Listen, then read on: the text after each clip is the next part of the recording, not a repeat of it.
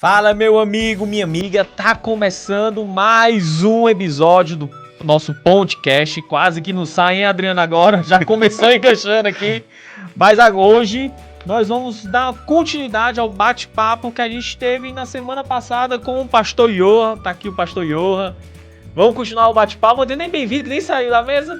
Vamos continuar. Eu tô achando interessante que vocês vieram com a mesma roupa, inclusive. Você também, episódio 2. Não, na verdade, eu tenho 15 blusas pretas, né? As pessoas influentes, elas usam a eu mesma sei. roupa, né? Você é patrocinado por aquela marca de camiseta também? Mas se quiser patrocinar, estamos abertos. Se quiser patrocinar, ninguém reclama, não. Ficamos todos nós com a mesma camiseta. Por enquanto eu estou outsider, né? Mas quem sabe. Eu vou pedir, antes da gente começar aqui o bate-papo, antes de começar as brincadeiras, eu vou pedir pra você que tá assistindo a gente, curte a gente aqui no nosso YouTube, curte a gente também lá no nosso Instagram aqui, ó, a Ponte Fortaleza. Lá você vai saber tudo que tá acontecendo na nossa igreja, tem os links de inscrição, Porto, o Adriano é líder de Porto, vale a pena frequentar o Porto dele, eu também sou líder de Porto. Você pode descobrir várias coisas no nosso Instagram, né, não, Adriano? Agora eu tô achando que as pessoas que estão assistindo talvez não saibam o que é Porto. Adriano, o que é Porto? Bem lembrado, o que é Porto? Porto é a nossa ponte, a nossa igreja de casa em casa, que a gente se reúne durante a semana, né? A gente tem aí as nossas famosas bússolas, né? Que a gente tem um prazer de compartilhar, mesa de comunhão, mesa de relacionamento. Então é sempre um encontro regado a café, às vezes tapioca, mas E com certeza, palavra de Deus e e muito com certeza relacionamento. tem um Porto pra chamar de seu. Com certeza. O meu é no Edson Queiroz. O meu é o Zébio, o Osho Soares. E sabe o que é bom, gente? Ó, esse ano eu vou botar o Adriano em cada... A gente tá gravando aqui, ó, a vidinha dele já tá ligando, ó. Olha aí, ó, já tá ligando, já tá querendo atrapalhar o podcast. Mas vamos começar logo. Não esconde o celular não, viu? Covarde. Mas vamos logo começar pro que importa, né? Pastor, bem-vindo mais uma vez. Obrigado. Tô me sentindo em casa. Tá assistindo em casa já, né? No episódio passado, a gente contou um pouco aí sobre como começou a ponte aqui em Fortaleza, um pouco do seu relacionamento com o Gui, de sua amizade, o oxigênio, a viagem que vocês fizeram, as conversas, Palavra antiga. palavra antiga, o CD, várias coisas. Quem não Tem que assistiu, tem que volta lá assistir, pra é. poder assistir. Para aí e volta. Mas eu quero saber um pouco do Johan infância. Infância? O Johan paulista Interessante. vem pro Ceará. Como é o seu primeiro contato com o evangelho? Como é que é o Johan em São Paulo? Rapaz, momento arquivo confidencial, né? Ô, louco. Os vídeos são prontos pra soltar aqui? Não vai ter não, calma.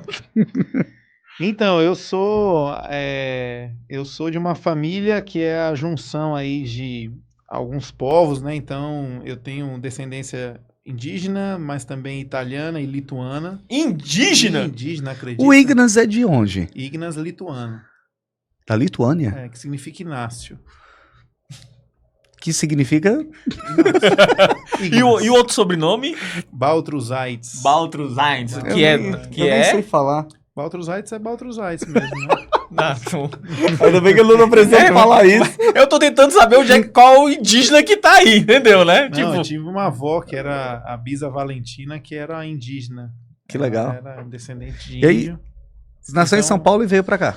Nasci em São Paulo, vim para Fortaleza com 8 anos de idade, né? Meu pai trabalhava na aviação e nós viemos transferidos, né? Porque ele se preparava naquela época para se aposentar.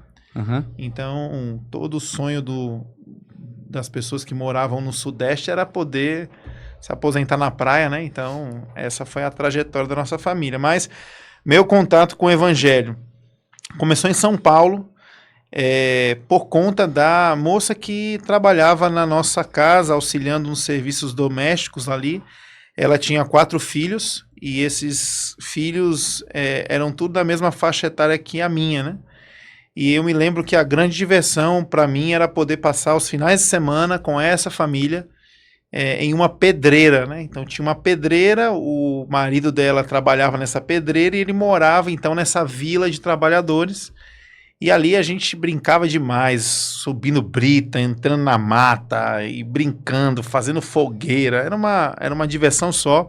Mas eu me lembro que aos domingos, assim, ela acordava todo mundo muito cedo e botava a gente embaixo do chuveiro e dizia que tinha que botar a melhor roupa. Eu não entendia nada. E ela levava a gente para uma casa e eu me lembro de, quando criança, pintando algumas gravuras ali, ouvindo no fundo música e palma, né? E eu não entendia, quando criança, o que estava acontecendo ali.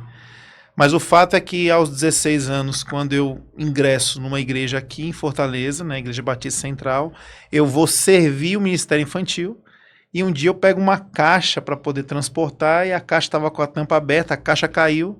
E quando os desenhos caíram, eu fui remetido àqueles desenhos. Litou essa memória. Da minha infância. Eu pude fazer, graças às redes sociais, contato, né, com esta mulher. E ela me confirmou que ela me levava para uma igreja, uma Assembleia de Deus, né? Então, a Assembleia de Deus. Penteca, velho. Mas também, né, o nome da mulher é Graça. Que então legal, eu costumo cara. brincar que eu fui salvo pela graça 2 vezes, né? Pela graça e pela graça de Deus.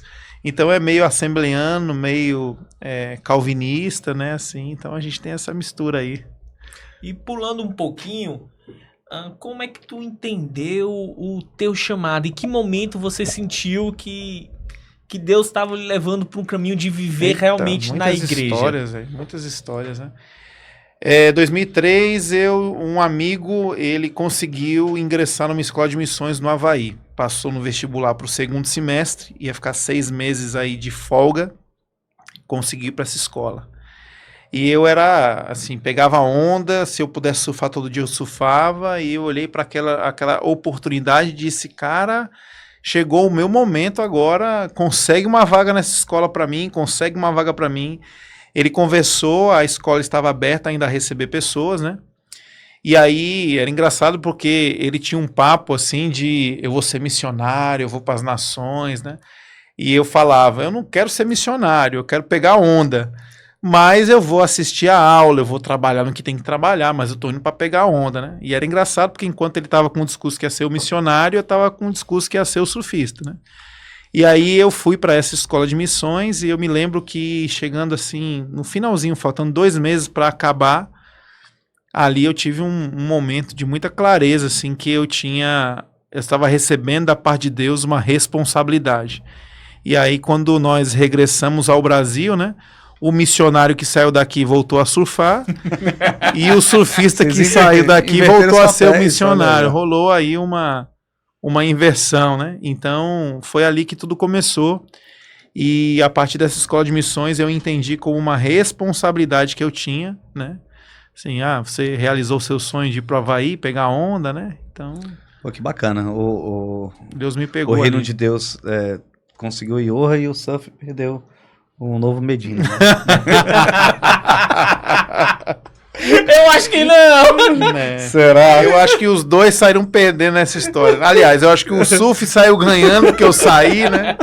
E o reino de Deus também, perdeu né, porque eu irmão? entrei, né? Mas... Maravilha. Cara, e você conheceu a Vanessa, sua esposa, com quantos anos aí? Menino! Nós estamos Arquivo confidencial. total. É o momento de fazer aquela declaração, fazer Vanessa chorar em casa. Se você quiser, a gente coloca a música romântica no fundo aí. Conheci Vanessa em 2012. A gente se conheceu numa celebração, numa festa da nossa comunidade, da nossa igreja na época. E eu me lembro que tinha uma das esposas dos pastores, né? Já está com o Senhor agora. Ela sempre falava para mim: você está no meu caderno de oração. Eu tô orando pela sua esposa, né? E no dia que eu conheci a Vanessa, no plano de fundo, assim, eu vi a esposa desse pastor. E eu me apresentei: oi, tudo bom? Sou o Johan, sou Vanessa e tal. Eu olhei para ela e falei assim: vem aqui comigo. E levei ela em direção à esposa desse pastor. E na hora que a gente chegou perto dessa esposa desse pastor, eu peguei na mão dela como o namorado pega na mão da namorada, né? e falei, olha, tia, eu tô aqui pra te apresentar a minha namorada, essa aqui é a Vanessa, né? E ela ficou super feliz, e a Vanessa super constrangida, e aí quando elas perceberam que estavam na minha pegadinha ali, eu comecei a dar risada, né? Então foi uma brincadeira e que tinha um fundo de verdade, né? Porque nós nos casamos. Deus que fez a pegadinha contigo. Eu acho que foi com a Vanessa, viu? Que legal. Mas São quantos anos juntos? São 10 anos. Fizemos 10 anos de casado no passado. E o desafio, cara, de conciliar o ministério pastoral com a vida familiar?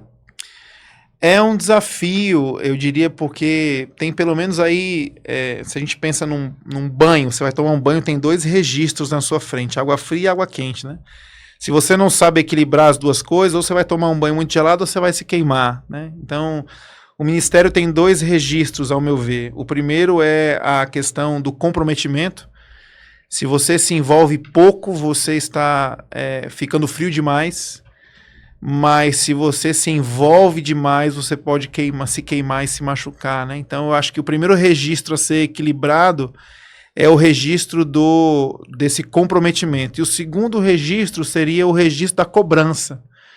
Então, assim, não é por mal, mas querendo ou não, a igreja, a instituição, as pessoas, elas depositam muitas expectativas e também tem sobre nós, né, pastores, estigmas, conceitos pré-concebidos, né?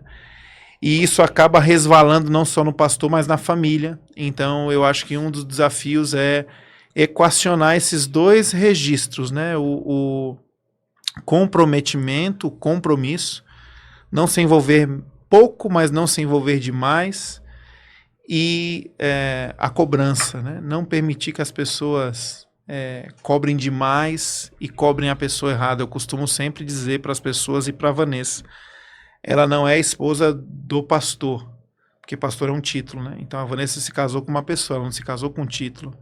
Ela é esposa de uma pessoa, não é esposa de um título, né?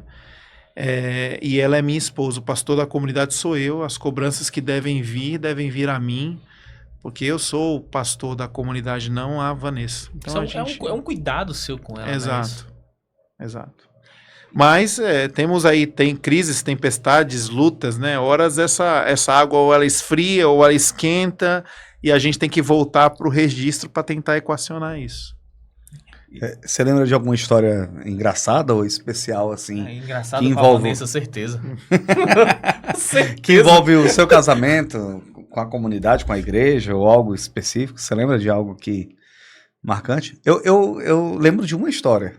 Então você pode ajudar. Não. Eu vou trazer a memória. Então, é uma que você você era aconselhado por um casal e quando, acho que você ia contar que vocês estavam noivos já e você falou que ficou constrangido na hora de ter que falar algumas coisas com o casal.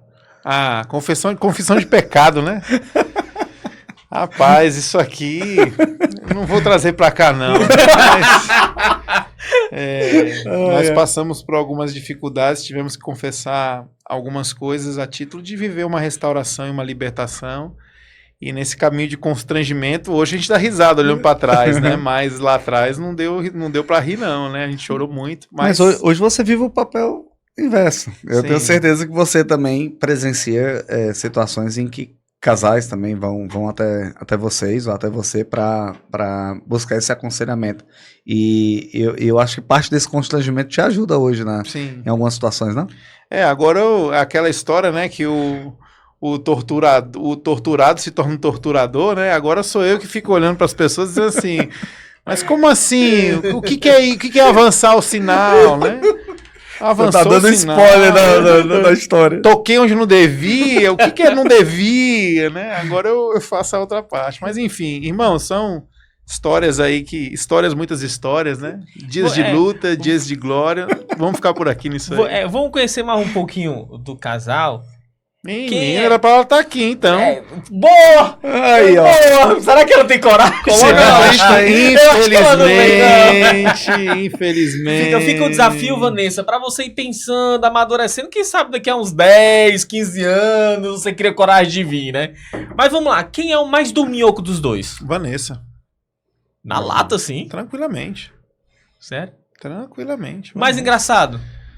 Aí eu acho que se for engraçado de autenticidade, espontaneidade, eu acho que a Vanessa ela tem umas assim que vem do nada. Pra ser engraçada eu preciso me planejar melhor do que ela. Ah, você tá brincando, cara. É sério. Você tem um humor muito afiado. Mas é planejado. Tá, tem que entendi. escrever no sermão O pra falar lá na improviso, frente. entendi. No improviso, acho que será que sai? Vamos desafio de domingo do improviso agora. Quem Eu acho- cozinha melhor dos dois? Sou eu. Vanessa cozinha alguma coisa? Cozinha também. A gente tem até algumas receitas comuns da nossa casa, né? Que ela aprendeu a fazer comigo e hoje faz melhor que eu. Oh, É. fica o desafio, chama a gente pra comer. É isso aí. Estrogonofe da Vanessa é maravilhoso. Opa, Vanessa, ó. Capelete da Vanessa com molho branco é divino. Olha, ó. Eu, Laura, Vidinha e Adriano. Agora, a gente tá numa vida fitness agora, né? Então faz tempo que eu não vejo um estrogonofe lá em casa. Opa! Vanessa cobrança ao vivo. Faz tempo. Agora salada, batata doce, aí tem. Ambos são na vida fitness, mas quem é mais fitness dos dois? Quem é mais Quem é mais fitness? focado assim, em treino, na Olha, dieta? Vanessa tá ganhando de mim isso aí, viu? Eu tô indo assim na força Do ódio. do ódio, né? E o professor Heron lá no teu pé, hein? Tem um personal que fica no meu pé. É bom esse personal? É assim, pra ele deve ser ótimo, né? Assim, pra mim, especialmente assim, quando eu pego duro no domingo, ele me arrebenta na academia. Aí eu sei que a pregação foi boa, porque ele tem pena não. É a contrapartida. É. Cara, e a gente falou você falou no episódio passado, um momento da tua juventude, em que Deus chamou, você falou agora há pouco pra gente também.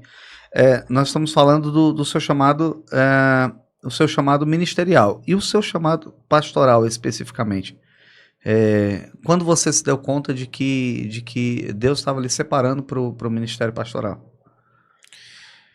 Adriana, essa pergunta ela é interessante, mas talvez a resposta ela não vá fazer tanto sentido para quem está dentro de uma comunidade mais histórica e estruturada sobre esse tema, né?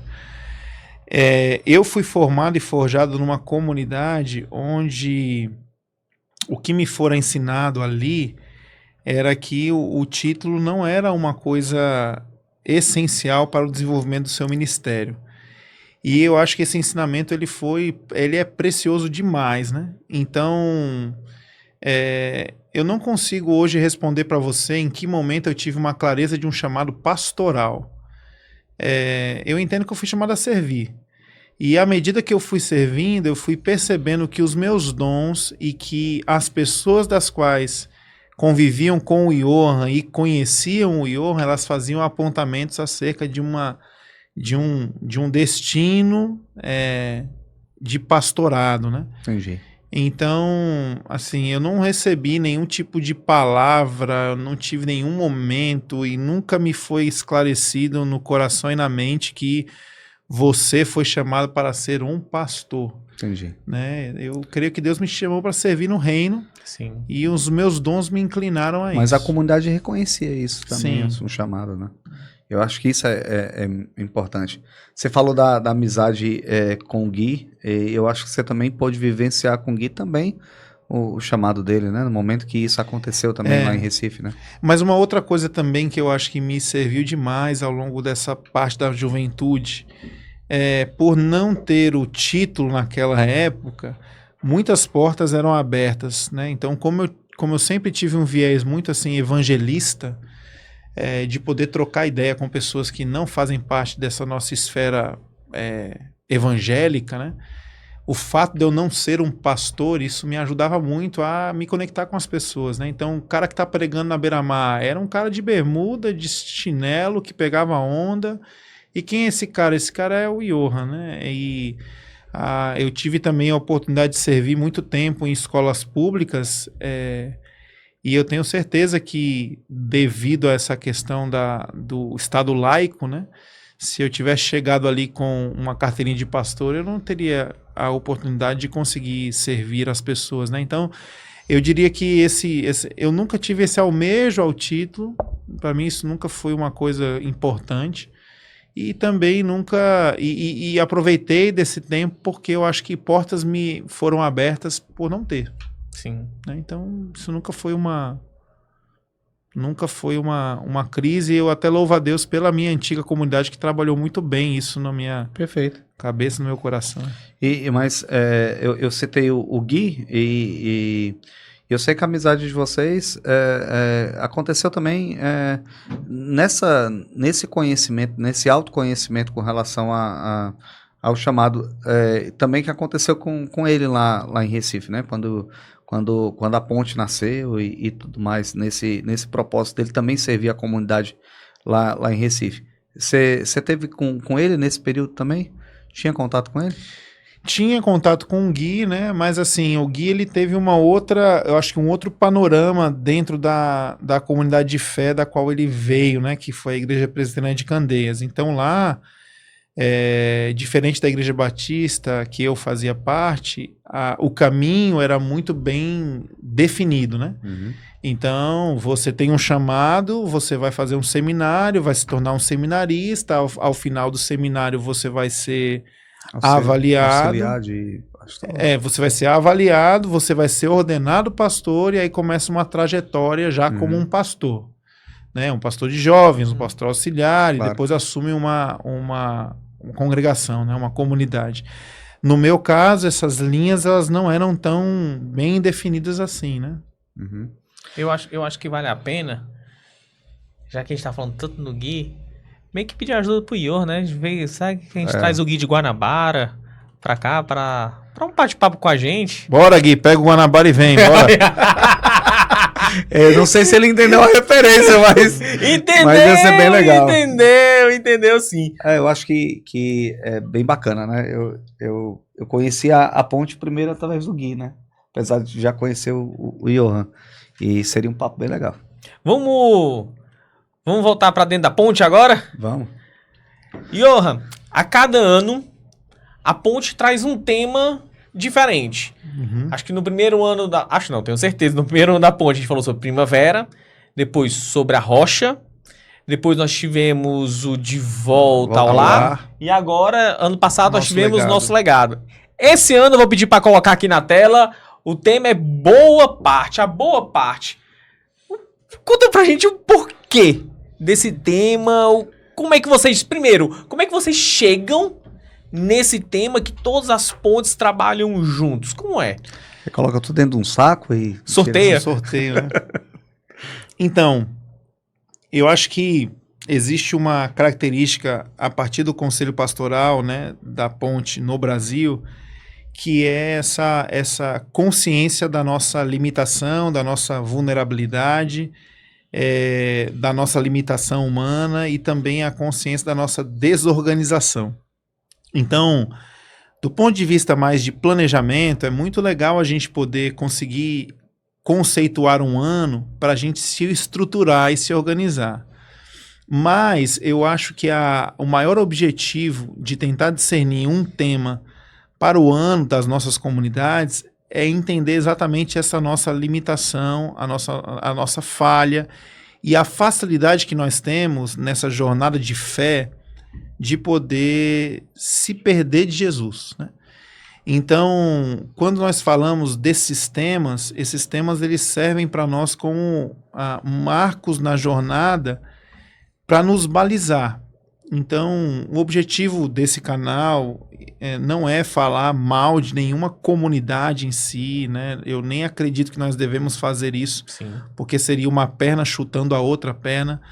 Mas nós não podemos se eximir de fazer uma análise do que hoje é a espiritualidade evangélica brasileira. E com muita tristeza e pesar, eu não tenho medo de dizer que nós estamos, de forma geral, vivenciando um momento muito delicado, muito complicado, muito complexo, onde a igreja evangélica ela parece que está se tornando uma empresa, um negócio, né? Então fica cada vez mais comum a gente observar nas redes sociais escândalos, né?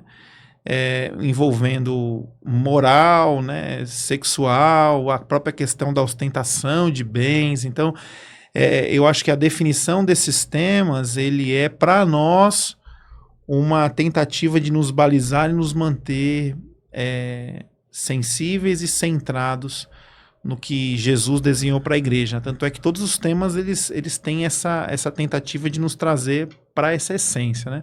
Que é a questão da valorização dessa produtividade, esse excesso de tempo dedicado também ao desempenho, né? A cultura do desempenho em que a gente... Aí nós já estamos focando no boa parte, né? Então, esse ano, qual é o nosso intuito de falar da boa parte? É exatamente isso, é olhar para esse cenário e para o nosso coração, que a soma disso ela pode se tornar enganosa, né? E a gente tentar olhar para o contexto e o conceito de uma boa parte, dizer, por que a gente corre tanto? Por que a gente consome tanto? Por que a gente se esconde tanto naquilo que a gente produz, faz, realiza? Por que a gente está tão focado nos resultados, né? Por que a nossa fé está muito mais dinamizada em quantos congressos eu faço, quantos acampamentos que eu vou, quantos mega cultos e mega produções, né, e mega pregações eu vou conseguir consumir? Por que a gente está sempre se baseando nessa ideia do consumo, que vai gerar um cansaço? E só para ficar claro, a boa parte se refere à passagem de Marta e Maria. Exato. Lucas capítulo 10. Até que eu se perguntar, né? Porque quando a gente escuta boa parte, né, a gente tem que lembrar logo do versículo, não tem como. Mas uma das coisas que chama a atenção no versículo é justamente disso, tipo... Até para tu explicar um pouco pra gente, porque pode ficar até uma dúvida na cabeça, porque na hora Jesus olha e diz assim, poxa, alguém tá me servindo, alguém tá ali me ouvindo o que eu tô falando, tem esses dois cenários. Não cair na armadilha da hiperatividade, do ativismo, né? Entendendo que a gente tem que equilibrar serviço e descanso. Era essa a ideia mesmo? Eu acho que esta é uma ideia, Adriano, que está... Na órbita do tema, mas olhando para essa história, né, eu não acho que o que Jesus fala ali para Marta, a repreensão de Jesus está na questão do que Marta realiza. Eu não acho que é isso. Porque se você olhar para a história, você vai perceber algumas coisas que podem ser bem pontuadas. Jesus, em nenhum momento, ele repreende Marta por estar fazendo o que está fazendo. Claro. Jesus, ele vai repreender Marta quando Marta vai requerer que Maria faça alguma coisa, né? E aí, o pressuposto, ao meu ver aqui, olha, Marta, toma cuidado porque você está querendo tirar sua irmã do que é crucial, essencial, né? Então, o texto, eu acho que ele não é uma repreensão ao trabalho, mas ele é um alerta a não deixar o que é essencial para trás.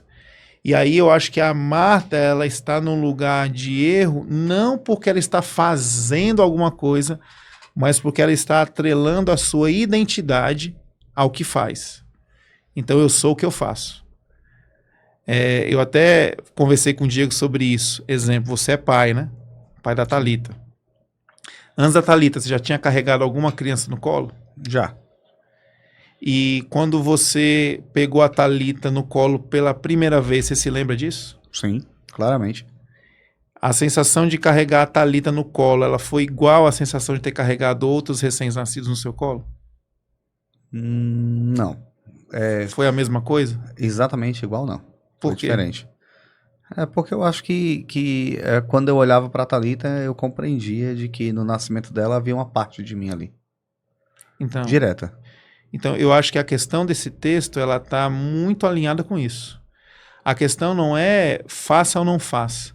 A questão é quando você sabe quem você vai fazer o que tem que ser feito de uma forma totalmente diferente. Perfeito. Então, a boa parte não é a gente cair numa ociosidade, numa improdutividade, numa vida infrutífera.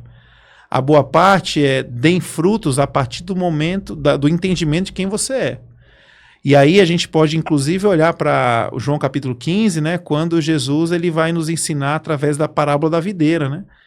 Então, o objetivo do cristão é dar muito fruto. né? A Bíblia fala que nós devemos dar frutos.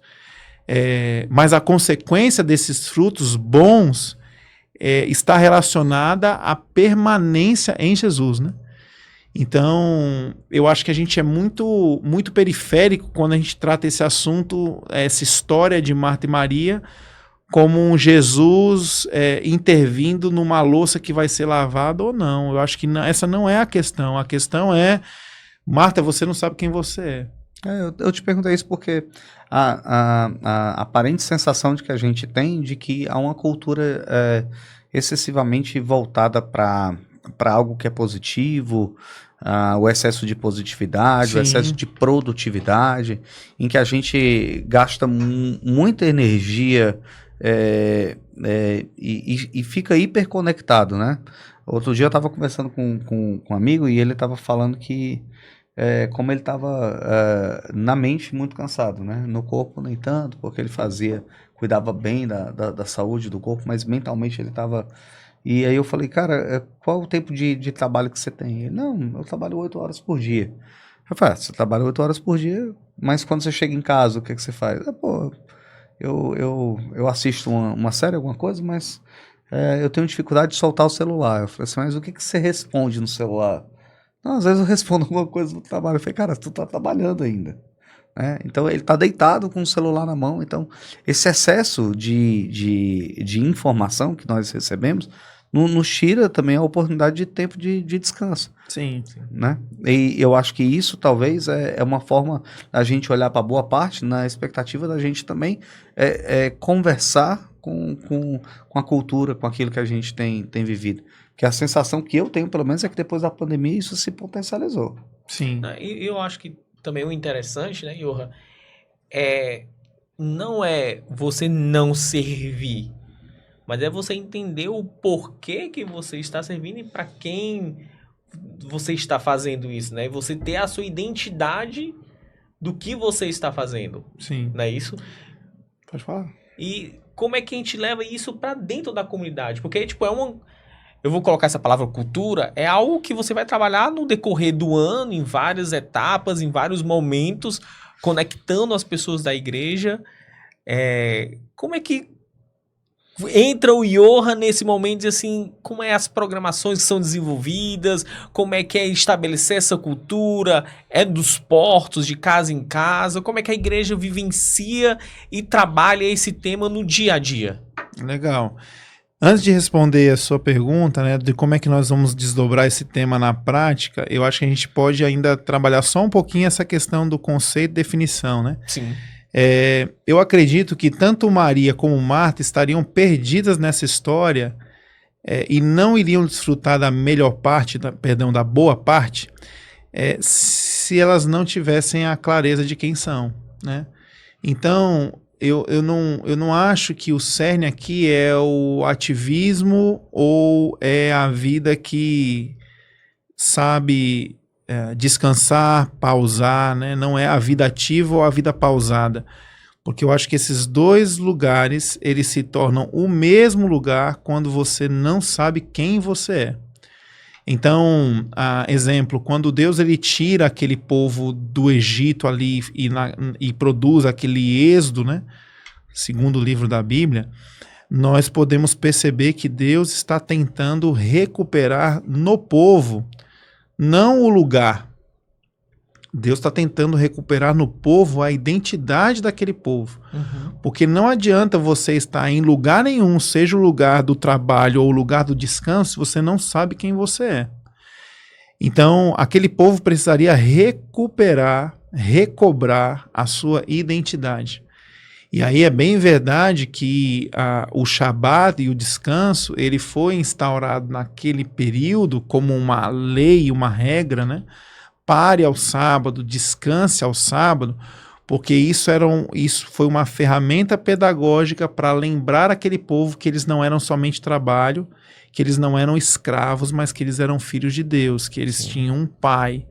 Então, enquanto a mentalidade do escravo eu só tenho vida se eu trabalhar, a mentalidade do filho eu continuarei sendo filho, não deixarei de existir, porque a minha qualificação que me traz vida não é a produção do meu braço, mas é o entendimento de que alguém cuida de mim. Eu posso parar de trabalhar e não morrer porque eu entendo que alguém cuida de mim. Então, ao longo da trajetória do Êxodo, né, nós não estamos falando aqui de um povo que saiu da pia de lavar louça para ir para uma poltrona. Nós estamos falando de um povo que estava indo rumo a uma terra prometida e que a consequência dessa terra era a mudança de um entendimento. Quem eu sou, né? Eu sou quem a partir disso. E até hoje, o Shabat, ele é uma ferramenta pedagógica interessante, porque ele equilibra o ritmo da nossa vida. Se a gente fala de descanso, que é um aspecto do Shabat, descansar de menos vai adoecer. Sim. Mas descansar demais também adoece. Um outro aspecto e uma esfera do Shabat é a diversão, né? Se divertir de menos, você vai ficar doente. Mas se divertir demais também vai te adoecer, né? O evangelho é esse convite ao equilíbrio. É o equilíbrio, né? Então, até mesmo nessa hora do descanso, nós temos essa prerrogativa de entender qual é o equilíbrio do tempo de parar e do tempo de produzir, né? Sim. E a gente só consegue equacionar isso, e eu acho que isso é uma questão de dia a dia, né? É um devocional diário, a partir do momento que a gente entender, nós somos filhos de Deus, né? Nós somos amados por Deus, Deus está no controle das nossas vidas, e quando a gente perde isso de vista, ou a gente vai pender para uma vida improdutiva, né? Ou nós vamos pender para uma alta produtividade, porque nós queremos esconder essa nossa dúvida. Porque eu não sei quem eu sou, eu vou ficar embaixo da coberta. Eu vou ficar atrás de uma série, eu vou tentar ficar viajando, porque eu não sei quem eu sou, eu vou ficar atrás do meu birô de trabalho, do meu computador, Sim. Enfim. Mas esses excessos de estímulos, as redes sociais, notícias, entretenimento, isso pode impedir a pessoa de ver uma boa parte? Acho que sim.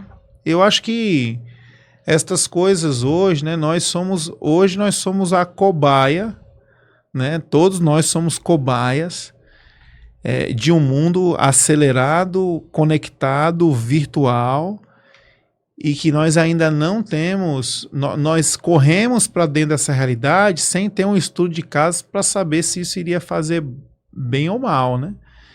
Nós somos essas cobaias, e hoje o que a gente olha a título de disfunção hormonal, emocional, por conta dessa vida acelerada, especialmente devido à conexão, às redes sociais, ao uso excessivo dos aparelhos, né? Então hoje a gente está colhendo consequências de uma coisa que não foi mensurada e que nós estamos sendo, né? E eu acho que não é à toa que as duas coisas que mais crescem hoje na nossa sociedade, né? Pelo menos Fortaleza, se você passar 5 minutos parado numa esquina, você é capaz de ser transformado em uma farmácia. Né? Ou se você vai num lugar um pouco maior, você vai ser transformado numa academia, né? As duas coisas que mais crescem e explodem hoje é farmácia e academia. E são duas coisas que têm muito a ver com essa nossa falta de compreensão de quem nós somos. Então eu quero ser forte, eu quero resolver, eu quero estar bem, e aí eu vou malhar, mas não estou bem. Então eu saio da academia, eu vou para a farmácia, saio da farmácia, eu vou para a academia, mas eu não consigo responder quem eu sou. Daqui a pouco no tripé do combo aí vai ter clínicas de psicologia. E vai crescer muito. Mas aí respondendo, como é que a ponte ela faz com seus temas, né? Esses temas eles são destrinchados, né, em séries temáticas. Então ao longo do ano nós trabalhamos séries que têm a ver com esse contexto. Então se nós estamos falando da valorização da identidade, da importância de uma vida equilibrada entre pausar e produzir, né, da ideia de que sem Jesus nós não podemos fazer nada, todas as nossas séries de mensagens aos domingos elas são inclinadas a desenvolver essa temática. O que nós vivenciamos nos portos, né? As próprias programações, quando a gente separa homens, mulheres, o que nós queremos incentivar dentro de cada universo acerca da série, e assim nós vamos vivenciando o valor de cada ano, né? A gente tá caminhando já pro final, passou mais rápido, né? Esse segundo momento, voou o tempo. Foi mais divertido. Foi mais divertido. Eu acho que é porque a gente soube mais a vida do Johan, aqueles que ninguém tem coragem de perguntar, a gente perguntou. Johan, pra gente poder aqui já caminhar pro final, como é que, na sua opinião, uma pessoa pode escolher viver essa boa parte dia a dia? O que é que ela pode fazer, o que é que ela precisa fazer para viver essa boa parte? Maravilha. Eu vou fazer uso do que um dos teólogos que mais influencia aí o pensamento teológico da Ponte, Tim Keller, né? Ele fala sobre a condição do ser humano que está em ruptura com Deus ou distante de Deus, né? Esse ser humano, ele tem algumas alienações.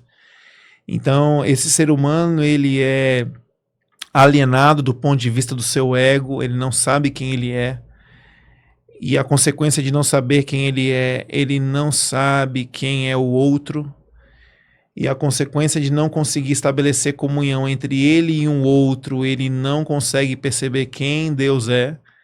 E a quarta alienação é a alienação da criação, ele não consegue compreender o porquê que ele está aqui, o porquê disso tudo e como ele tem um papel em se relacionar com isso tudo. Então essas 4 alienações, elas são alienações que estão denunciando um homem que está distante de Deus.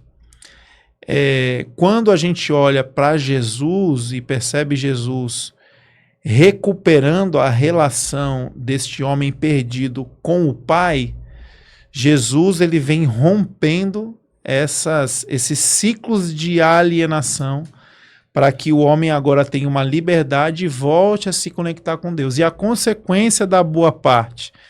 A consequência da boa parte é que em Jesus eu consigo compreender quem eu sou. Eu consigo compreender quem é o outro e como a minha relação ela deve acontecer a partir desta compreensão, né?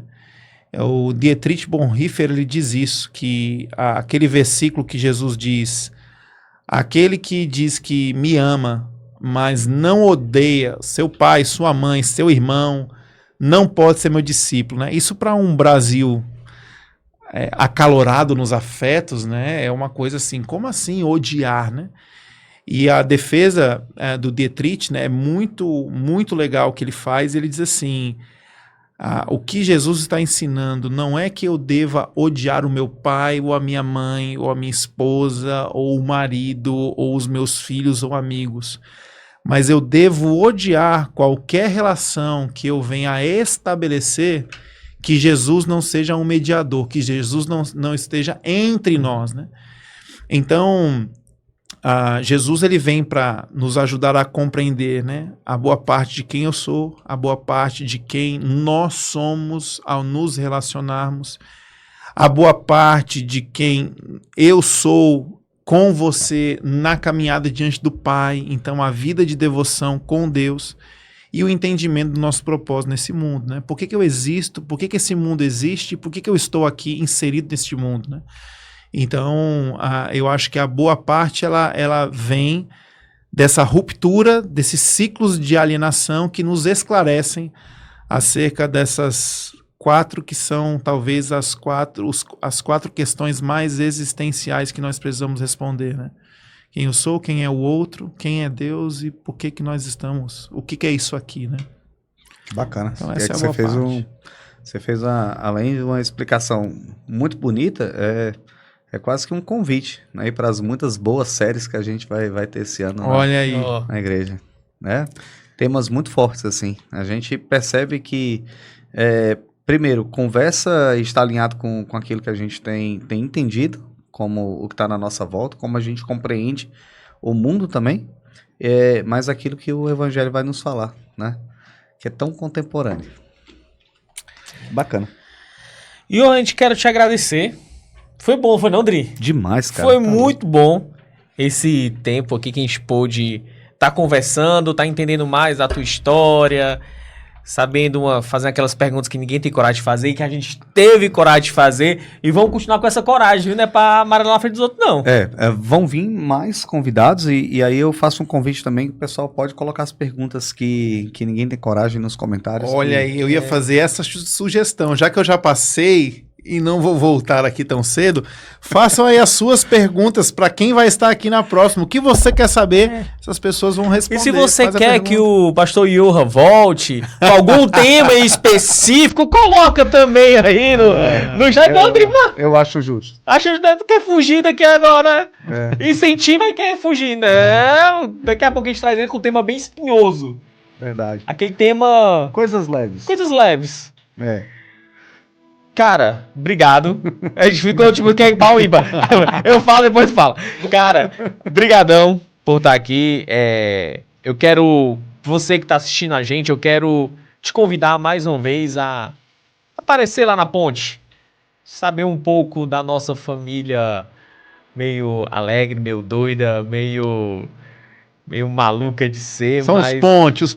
São os pontes, Mas é uma família que ama tá vivendo comunhão, ama tá se relacionando com os outros e acima de tudo é uma família que ama Jesus acima de qualquer coisa e ama que ele esteja no meio dos nossos relacionamentos, né, Dri? É verdade, Diguinho.